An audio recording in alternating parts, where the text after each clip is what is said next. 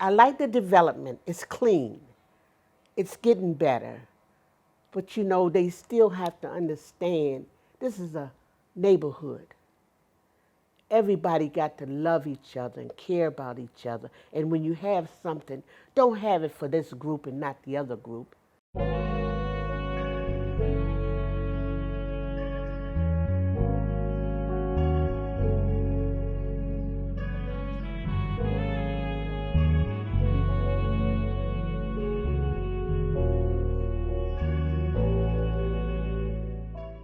How long have you been living in Washington, D.C.? 72 years, 72 years, married. born and raised. Been 33 years. Well, I've been in this area, I'm going about 35 years. Well, I was born in Georgetown with Peter Green, 40 Foggy Bottom, then moved downtown. When I first came here, so I come out of a situation out of Newport News where everything was family oriented. At that time, everything in that community, black men and women had businesses because they came to the realization that if you wanted something done, you're gonna have to do it yourself. And so they started having our own barbershops, our own grocery stores, our own seafood places and things of that nature, our own shops for our cars. We had it in our community. When I came to DC, I noticed there's a great divide. Although it was more of us, that which they call Chocolate City was here, I noticed a divide in our community.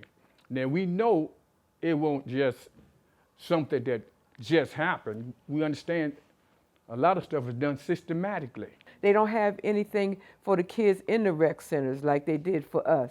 We fought to get a new recreation center for years, and they never gave it to us. And we finally, when Meryl Bowser came up here and we talked to her, and she stepped in, and we finally got the money that we were supposed to get it changed, and we did. But it wasn't for us. Culture is changing, and we're not thought of, the residents are not thought of as much as they used to be. We have a whole lot of white folks that have moved in, and there's nothing left but the seniors and the younger generation, which they have nothing to come to. It was like, you can't use this, you can't have this, they don't have money for this, they don't have money for that, but they have money to do other things that they want to do, but they don't have money for the children. I like the development. It's clean. It's getting better. But you know, they still have to understand this is a neighborhood. Everybody got to love each other and care about each other. And when you have something, don't have it for this group and not the other group.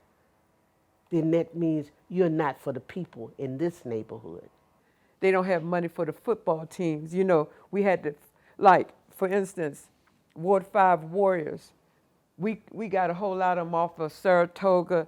We got a whole lot of boys out of the neighborhoods whose mothers didn't care about them to play football. We had to go pick them up. We had to carry them to school. Our ANC at Fort Tarleton gave them the money to those boys to go to Florida, and he got in trouble. He got written up and put in the newspaper and everything for it. He said he didn't do right. But what are you supposed to do?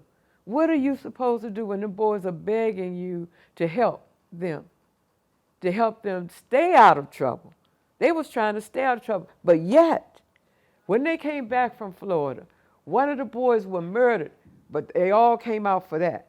They came out, showed up and spoke at the funeral, you know, when one of them was murdered, but they can't help them in everyday life.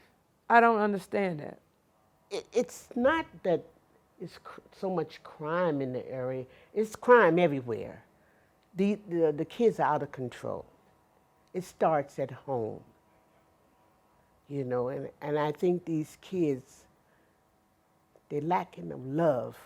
Survival skills, that's what they need in the rec center, survival skills. When they come for say, okay, we we want you to do sports and do good in sports, but we just want to make sure you know these type of things as well. So when they age out of the rec center, they won't just have to stand on the corner and start getting in trouble and things of that nature. Because they're smart kids. They're not dumb. You know what I mean? All of them are smart. And you hate to see that happen. And I just came from a funeral yesterday. You know, they shot that boy 50 times. So I'm tired of seeing that happen. I'm tired of seeing them kids. And with all that shooting and killing that's going on in our community, we got to understand this one thing. If you want to use a gun, use this gun. And I suggest you use this one. G-U-N. God, universe, and nature. When you start understanding, you start shooting that type of gun and shooting that kind of knowledge to our people, God, universe, and nature, you can start seeing change in our community because we're changing the way we think. Everything is consciousness. And if we can change the way we think, we can change our whole environment just by the way we think.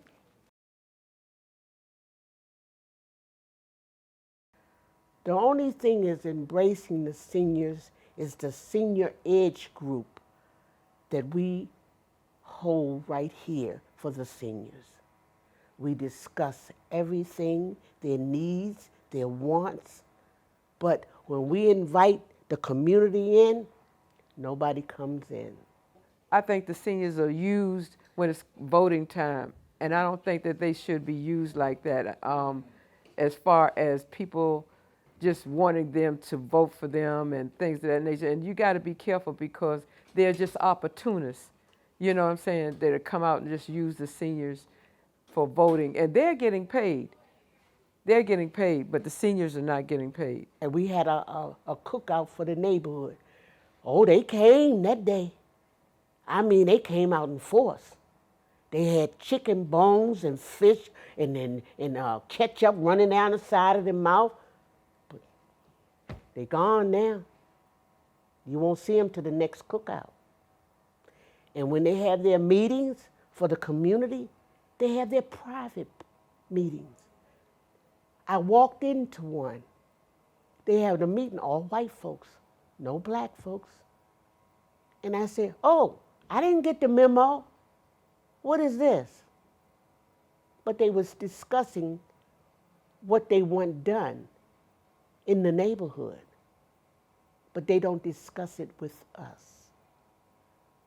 So they have pushed us to the curb. You defend on your own.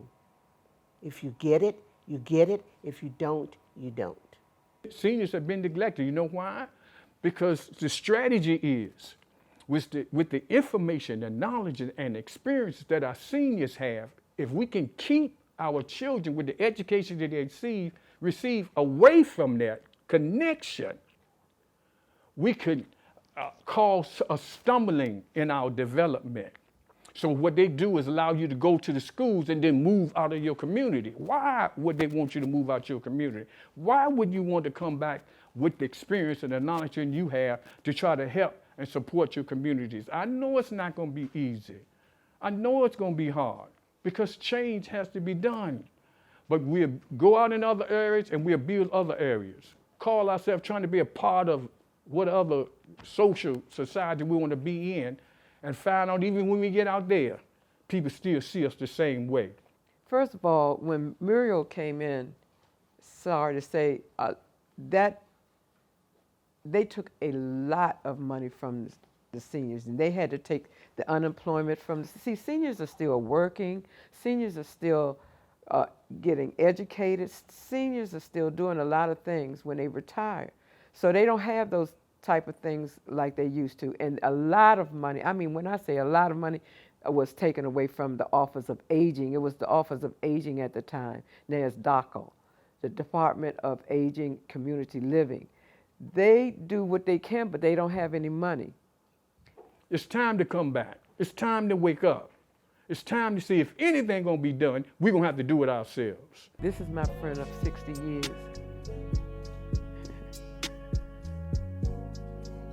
Yeah, that's priceless. That's a treasure. That's things money can't buy. I've been knowing her 60 years. 60 plus.